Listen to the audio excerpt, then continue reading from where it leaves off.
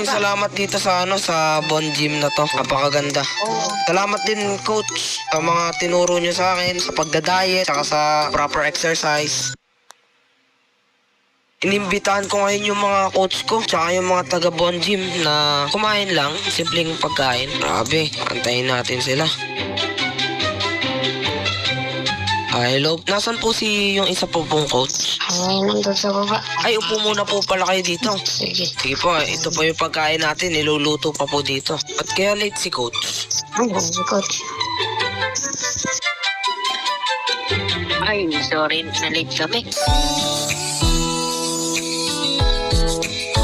Tagal kasi nito ang kasama kayo. Teka, Stacy? O ba yan? Kakilala kayo? Bugoy, ikaw ba yan? Oo, ako to. Long time no see. Crush, ano pala, Stacy. Naging inspirasyon talaga kita para maging ganito yung katawan ko. Grabe, ang sarap na pagkain ah. May aaminin ako sa'yo.